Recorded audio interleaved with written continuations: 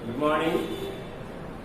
हम लोग ने पिछले वीडियो में प्रश्न उत्तर किया था वस्तुनिष्ठ प्रश्न लेसन 5 का। आज हम लोग उसमें कुछ लघुतरीय क्वेश्चन हैं, आइए विचार करें जिसमें हम लोग उसको आज देखेंगे।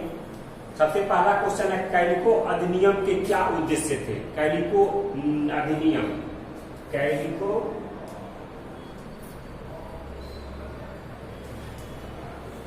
कैलिको अधिनियम, ये आपको सबसे पहले जो यूरोप के व्यापारी थे उन्होंने भारत के कालीकट नामक स्थान से अपना व्यापार करना शुरू किया।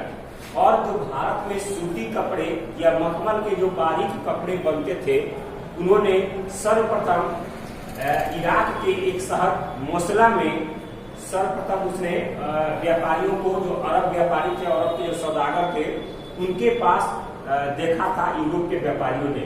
तो इस बात से वो लोग समझ गए थे कि हमारी और भारत की बुनकरों की क्या स्थिति है, कैसे उनका उद्योग जो है हाथ से बुनाई हुई हमसे बेहतर है। तो उसमें उसी को, सूती वस्त्र उद्योग को उन्होंने कैलिको नाम दिया था। क्योंकि कालीकट से उन्होंने अपना व्यापार शुरू किया, इसलिए उसको नाम कैलिको दिया गया। अब कैलिको अधिनियम क्या था, उसके क्या उद्देश्य थे? कैलिको अधिनियम, जब अंग्रेजों को ये लगा कि हमारे जो कपड़े हैं सूती कपड़े, उनके मुकाबले भारत के बुने हुए कपड़े जो हैं सूती वस्त्र या मखमल, वो बहुत ही बेहतर है। तो इसको देख के उन्होंने 1720 में कैलिको अधिनियम बनाया, जिसमें इस अधिनियम में, जिस कानून में ये तय हुआ कि भारत में बनी सूती वस्त्र और मखमल के छींटेदार जो वस्त्रें थी, उसको इंग्लैंड में पूरी तरह से आयात पर रोक लगा दिया गया। यानी इंग्लैंड जाने पर उसको रोक लगा दी गई। इंग्लैंड में भारतीय इस वस्त्रों को आयात नहीं करने दिया गया। यही था कैलिको अधिनियम। उसमें भारत में बने छींटेदार और मखमल के कपड़े को इंग्लैंड में पूरी तरह से रोक लगा दी गई। उसके बाद मुक्त व्यापार की नीति से आप क्या समझते हैं? मैंने बताया था आपको मुक्त व्यापार की नीति। अंग्रेजी सरकार ने सबसे पहले यहाँ पर ईस्ट इंडिया कंपनी को व्यापार करने की दी थी, लेकिन बाद में जब यहाँ का व्यापार फलने फूलने लगा, यहाँ पर उनका निवेश स्थापित होने लगा, यहाँ से वो ज्यादा से ज्यादा मुनाफा कमाने लगे, तब अंग्रेजी सरकार ने जितने भी व्यापारी थे सबके लिए भारत में व्यापार करने के लिए पूरी छूट दे दी। इसीलिए इसको ही हम मुक्त व्यापार की नीति कहते हैं। यानी व्यापार में मुक्ति दे दी गई कि आपको जो भी चाहे वो भारत में व्यापार कर सकता है। उससे पहले सिर्फ ईस्ट इंडिया कंपनी ही भारत में व्यापार करती थी। उसके बाद भारतीय उद्योगपतियों को भारत में उद्योग की स्थापना के मार्ग में क्या क्या बाधाएं थी? बहुत सारी बाधाएं थी। एक तो इतना टैक्स का असर था कि उस मामले में वो लोग उद्योगों की स्थापना नहीं कर सकते थे। उसके बाद जो यहाँ पर जो उनका तय था टैक्स, उसके अनुसार से भारत के जो कपड़े थे वो महंगे होते थे और जो इंग्लैंड के बने हुए कपड़े होते थे वो सस्ते होते थे। तो यहाँ पर इंग्लैंड के बने हुए कपड़े ज्यादा बिकते थे और इनके महंगे होने के साथ साथ वो नहीं जा पाते थे, इसलिए उद्योगों की स्थापना वो नहीं कर सकते थे। और सारे जो अधिकार थे, सारे कानून बनाने का, अधिनियम बनाने का, और सारे अधिकार आपको इंग्लैंड के सरकार के पास यानी अंग्रेजों के पास सुरक्षित रहते थे। इसलिए यहाँ पर किसी भी उद्योग की स्थापना करना बहुत ही मुश्किल था। अब है मजदूरों के हित में पहली बार नियम बनाया गया। उन नियमों का क्या मजदूरों पर क्या असर पड़ा? सबसे पहले मजदूरों के लिए अंग्रेजों ने ही उनके लिए नियम बनाया, मजदूर अधिनियम।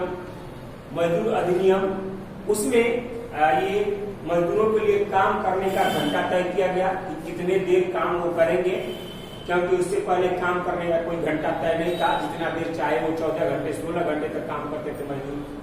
तो उसके बाद काम करने का घंटा तय किया गया। उसमें न्यूनतम मजदूरी तय की गई कि इतना देर काम करने का कितना उनको न्यूनतम मजदूरी होना चाहिए।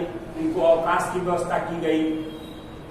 उनको अगर कोई दुर्घटना होती है तो उसके लिए बीमा की पहल की गई, उस नियम को बनाया गया। तो ये सारी चीजें उसमें बोला।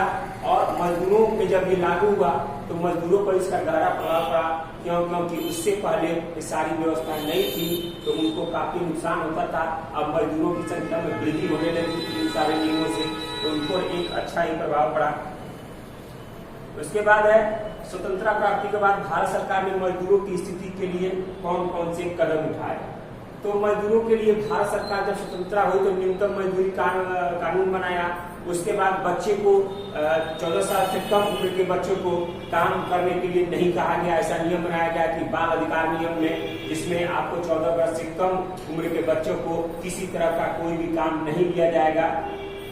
और न्यूनतम मजदूरी भी तय की गई भारत सरकार के द्वारा, बाद में संशोधित जो किया गया उस कानून में संशोधित कर न्यूनतम मजदूरी तय की गई। उनको बीमा की शुरुआत की गई, उनके लिए नई योजनाओं का शिलान्यास किया गया, जिसमें ये भी कहा गया कि मजदूरों की अगर दुर्घटना हो जाती है तो कितनी बीमा उसको दे है। उसके बाद हर तरह की सुविधाएं दी गई, उनको अवकाश की सुविधा दी गई। अवकाश के दिन उनको पहले क्या था, अवकाश जिस दिन रहता था उस दिन का पेमेंट कट जाता था और अवकाश की सुविधा किसी मजदूर के पास नहीं थी। अगर कोई मजदूर बीमारी से नहीं आता है तो उसका पेमेंट भी कटता था और उसको टैक्स भी देना पड़ता था, दोनों बात था। तो स्वतंत्रता प्राप्ति के बाद इस सब में छूट दी गई और मजदूरों के लिए सुधार के लिए काफी सारे नियम कानून बनाए गए, जिससे कि मजदूरों की स्थिति में सुधार हो सके। तो ये आप लोगों का 5 लघुतरीय क्वेश्चन था, शॉर्ट क्वेश्चन, इसको आप लोग नोटबुक में लिख सकते हैं। ये आप लोगों का लेसन समाप्त हुआ, चैप्टर समाप्त हुआ। अगला लेसन आपको जो है लेसन 6, इसको हम लोग अगले वीडियो में समझेंगे, पढ़ेंगे। आज की वीडियो के लिए इतना ही, धन्यवाद।